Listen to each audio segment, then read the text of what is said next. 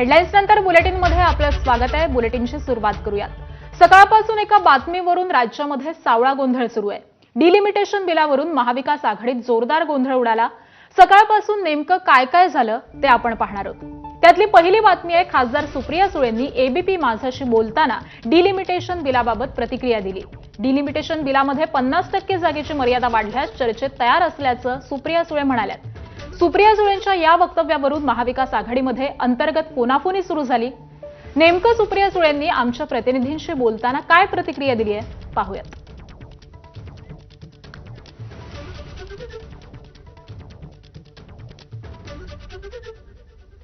तर सकाळी 9:15 मतदारसंघाच्या पुनर्रचना विधेयकात देशात 50% जागा वाढल्या। शरद पवारांची राष्ट्रवादी विधेयकाला पाठिंबा देईल असं त्या म्हणाल्या।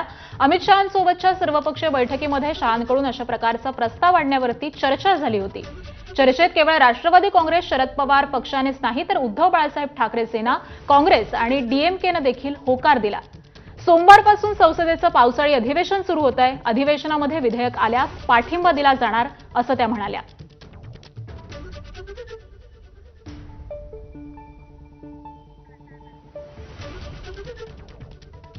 आणि सुप्रिया सुळेंच्या भूमिकेनंतर नागपुरात असलेल्या खासदार संजय राऊतांना पत्रकारांनी घेरलं आणि त्यांना सुप्रिया सुळेंच्या वक्तव्याशी सहमत आहात का, विधेयकामध्ये 50% जागा वाढल्यास तुम्हीही पाठिंब्यास तयार आहात का, असा प्रश्न विचारला।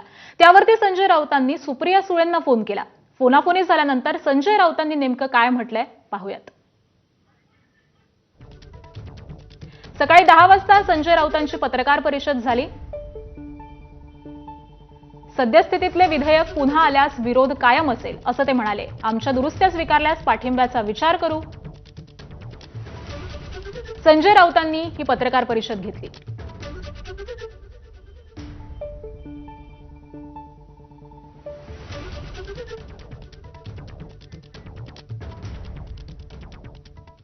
आणि संजय राऊतांनी घेतलेल्या पत्रकार परिषदेमध्ये राऊतांनी ठाकरे गटाची भूमिका मांडताना नेमकं काय म्हटलंय तेही पाहूयात।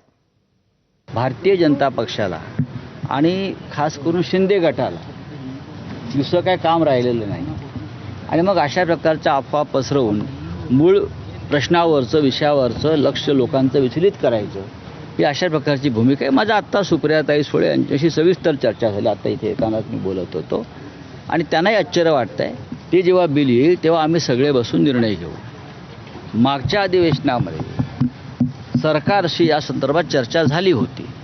हे बिल कशा प्रकारे विधेयक असायला पाहिजे, त्याच्यामध्ये मग आमच्या पक्षातर्फे अरविंद सावंत त्या बैठकीला होते, सुप्रियाताई सुळे होत्या, समाजवादी पार्टीचे नेते होते आणि सामुदायिक निर्णय घेतला जाईल जो काय घ्यायचा आहे तो। पण आज ज्या तुम्ही बातम्या देत आहात की पक्ष फोडले जातील आणि मग खासदार फोडून ते त्यांचं बहुमत दाखवलं जाईल 2/3 वगैरे, यात काही तथ्य नहीं है। अगर सरकार वापस वो बिल लाते हैं तो पूरा अपोजिशन इकट्ठा होकर उनको विरोध करेंगे। हमने जो उनको सूचनाएं की है इस प्रकार से बिल में आप थोड़ा दुरुस्ती करो, अमेंडमेंट करो और लेकर आइए। अगर उस हमारी बात मानी जाती है तो हम उसके ऊपर चर्चा करेंगे। आणि माध्यमांमध्ये संजय राऊतांनी प्रतिक्रिया दिल्यानंतर तिकडे काँग्रेसमध्ये हालचाली वाढल्या। काँग्रेस विधेयकाला पाठिंबा देणार का असे सवाल उपस्थित झाले। त्यानंतर काँग्रेस प्रदेशाध्यक्ष हर्षवर्धन सपकाळ यांनी एबीपी माझाला फोनवरून प्रतिक्रिया दिली। तर सकाळी 10 वाजता काँग्रेस पक्ष निर्णय घेईल काय करायचं ते इतर कुणीही करू शकणार नाही। इतर पक्षांनी त्यांची भूमिका जाहीर करावी। इंडिया आघाडीमध्ये ठाम भूमिका ठरलेली असताना घटक पक्षांनी वेगळी भूमिका मांडू नये अशी प्रतिक्रिया ही हर्षवर्धन सपकाळांनी एबीपी माझाला दिली।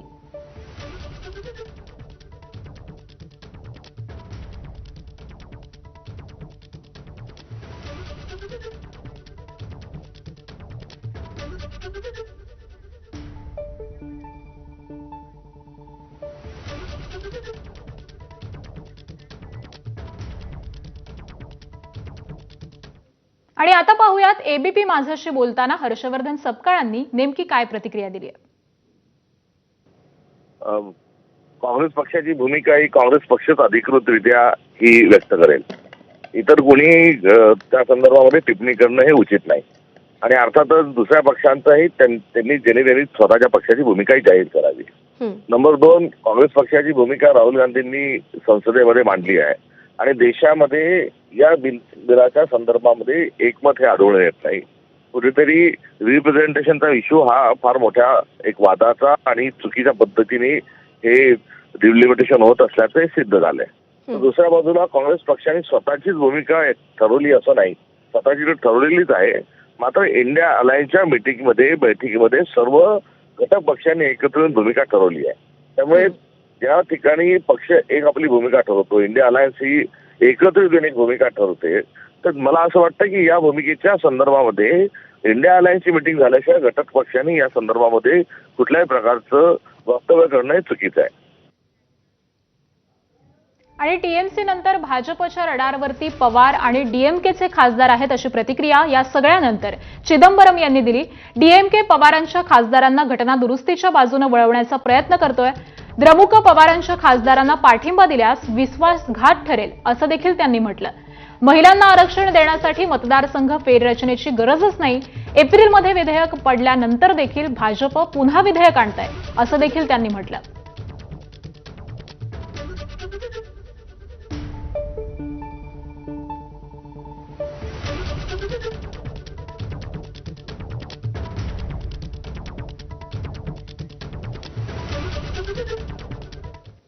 आणि दरम्यान हा गोंधळ उडाल्यानंतर सुप्रिया सुळेंनी पत्रकार परिषद घेऊन स्पष्टीकरण दिलेलं आहे. त्यांनी नेमकं काय स्पष्टीकरण दिलंय बघूयात. राष्ट्रवादी काँग्रेस पक्ष शरदचंद्र पवार डिलिमिटेशनच्या बाबतीत जर गरज असेल तर सरकारने प्रस्ताव द्यावा. 50% जो कॅप आहे तो जर सगळ्या इंडिया अलायन्सची आम्ही चर्चा करू आणि योग्य आणि लोकप्रतिनिधी आणि मायबाप जनतेच्या हिताचा असेल तर आमची कुठल्याही विधेयकाला चर्चा करायची तयारी आहे. कारण काही लोकशाही आहे. राष्ट्रवादी काँग्रेस पक्ष शरदचंद्र पवार अधिकृतपणे कुठल्याही चॅनलशी किंवा कुठल्याही वर्तमानपत्राशी पक्ष बोललेला नाही. पक्षाच्या धोरणांबद्दल जी काही भूमिका वर्तमानपत्रात किंवा चॅनल्सवर आली ती सूत्रांच्या थ्रू आलेली आहे. फिजिकली ऑफिशियली कुठलंही स्टेटमेंट हे राष्ट्रवादी काँग्रेस पक्ष शरदचंद्र पवारांनी केलेलं नाही. शरद पवारांची राष्ट्रवादी आणि ठाकरेंची शिवसेना केंद्राच्या सरकारच्या महिला आरक्षण आणि मतदारसंघ पुनर्रचना विधेयकाला समर्थन देणार नाही असा दावा काँग्रेसचे नेते नाना पटोलेंनी केला. भाजपनं महिलांच्या आडून कितीही राजकारण करण्याचा प्रयत्न केला तरी हे दोन्ही पक्ष हे इंडिया आघाडीचा भाग आहेत. त्यामुळे त्यांचा दोन्ही विधेयकाला समर्थन देण्याचा प्रश्नच येत नसल्याचं नाना पटोले म्हणाले. आपल्यासोबत काँग्रेसचे ज्येष्ठ नेते नाना पटोले आहे. राष्ट्रवादी काँग्रेस शरदचंद्र पवार यांचा पक्ष आणि युबीटी समर्थन देणार आहे. त्यामध्ये महिला आरक्षणाचा विधेयक असेल किंवा डिलिमिटेशनचं विधेयक असेल. ते असं करणार नाही मला असं वाटतं. काय वाटतं? ते इंडिया अलायन्समध्ये आहे त्याच्यामुळे करणार नाही. आणि इंडिया अलायन्सचं एकच भूमिका आहे की संविधानाच्या सोबत आपण उभं राहिलं पाहिजे. जे संविधान मोडकळीस करतात आहेत, संविधानाला संपायला निघालेले आहेत, त्यांच्याबरोबर ते उभे राहणार नाही असं आम्हाला वाटतं. पण महिला आरक्षण एक भावनिक विषय घेऊन केंद्र सरकार कुठेतरी ऑलरेडी महिला विधेयक पारित झालेलं आहे. 2023 मध्येच महिला विधेयक पारित झालेलं आहे. 2024 मध्ये त्याला लागू करता आलं असतं. पण नरेंद्र मोदी आणि भाजप आणि RSS महिलांच्या आड खेळण्याची सवय त्यांची राहिलेली आहे. आणि त्याच्यामुळे आपण पाहिलं असेल की महाराष्ट्रामध्ये लाडकी बहीण योजना आणून महिलांच्या मागे आड उभे झाले आणि त्याच्या मागेून 3,500 कोटी रुपये ते पैसे एजीच्या ऑडिट पॅरामध्ये आता दिसायलाच तयार नाही की ते पैसे गेले कुठं. त्यामुळे बहिणीच्या नावाने पैसे खाणारे बेईमान भाऊ, त्यामुळे आता महिलांच्या मागं आड लपायचं आणि त्याच्यामधून आपली पोळी शेकायची ही भूमिका भाजप आणि RSSची आहे. आणि हा सगळा सावळा गोंधळ एकीकडे सुरू असताना दुसरीकडे राज्यामध्ये अजून एक महत्त्वाची घडामोड घडत होती. ती नेमकी काय आहे ते आता जाणून घेऊयात. काल रात्री वर्षा बंगल्यावरती एक महत्त्वाची बैठक झाली. ही बैठक होती अजितदादांच्या राष्ट्रवादीचे नेते प्रफुल्ल पटेल, प्रदेशाध्यक्ष सुनील तटकरे आणि शरद पवारांच्या राष्ट्रवादीचे माजी प्रदेशाध्यक्ष आणि ज्येष्ठ नेते जयंत पाटील यांची. या बैठकीच्या निमित्तानं पुन्हा एकदा दोन्ही राष्ट्रवादीचं विलीनीकरण होणार का या प्रश्नाला नव्यानं खतपाणी घातलं गेलंय. त्यासोबतच शरद पवारांची राष्ट्रवादी एनडीएमध्ये सहभागी होणार का याचीही चर्चा नव्यानं सुरू झाली आहे. मुंबईमध्ये रात्री उशिरा बड्या नेत्यांच्या या भेटीगाठींमुळे राज्याचं राजकारण कोणतं नवं वळण घेतं याची उत्सुकता आहे. रात्रीच्या या भेटीगाठींचा घटनाक्रम देखील अतिशय इंटरेस्टिंग आहे. आधी दोन्ही राष्ट्रवादीचे नेते एकमेकांना भेटले. तटकरे, पटेल आणि जयंत पाटील यांनी आधी एकमेकांशी चर्चा केली. त्यानंतर दोन्ही राष्ट्रवादीचे नेते मुख्यमंत्री फडणवीसांच्या भेटीला वर्षावरती गेले. विलीनीकरण एनडीए सहभागावरती मुख्यमंत्र्यांशी चर्चा झाल्याची माहिती आहे. अर्थात दोन्ही राष्ट्रवादी एकत्र येणार असतील तर हे विलीनीकरण भाया भाजप आहे का असाही सवाल उपस्थित झालाय. दरम्यान या संदर्भामध्ये आज सुनील तटकरे आणि सुप्रिया सुळे हे दोन्ही नेते पत्रकार परिषद घेणार आहेत. या भेटी संदर्भामध्ये दोन्ही राष्ट्रवादीचे नेते आता काय बोलतात याकडे लक्ष असेल.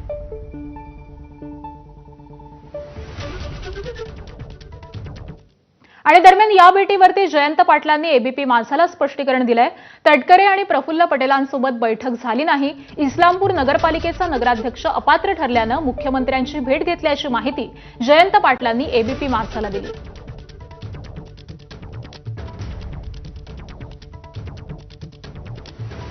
एक तर प्रफुल्ल पटेल आणि सुनील तटकरे यांच्याशी माझी कधी भेट झाली नाही. या ज्या चर्चामध्येही पेपरला आलं होतं की आम्ही कुठंतरी भेटलो वगैरे एका वर्तमानपत्राने, अशी कोणती भेट झाली नाही. आणि याच्यात कोणताही म्हणजे विलीनीकरण वगैरे ह्याची चर्चा होण्याचा प्रश्नच उद्भवत नाही. विलीनीकरणाची चर्चा पूर्णपणे थांबलेली आहे, भविष्यातही ते होणार नाही. अजितदादांच्या निधनानंतर अशी कोणतीही चर्चा कुणाबरोबरही आमची झाली नाही. त्यामुळे ती थांबली आहे हा शब्द वापरण्याची गरज नाही, कारण चर्चाच सुरू झालेली नाही ना. म्हणजे सुरू होतं ते थांबतं. त्यामुळे दादांच्या निधनानंतर सीन वेगळा आहे.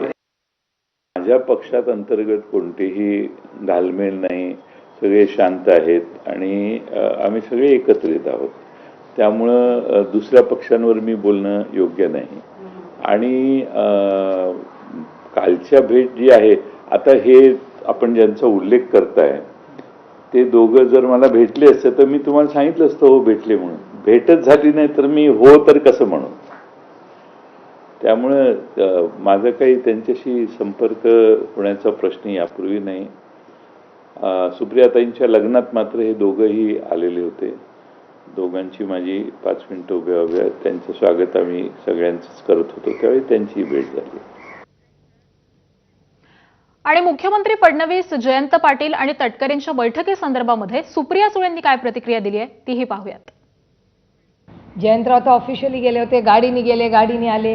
त्यांनी जयंतरावनी काय हुडी बुडी घातली नव्हती, ऑफिशियलीच गेले, काही प्रॉब्लेम नाही. एक तिथे सुनील तटकरेजी आणि प्रफुल्ल पटेलजी होते का नाही ह्याचं उत्तर माझ्याकडे नाही.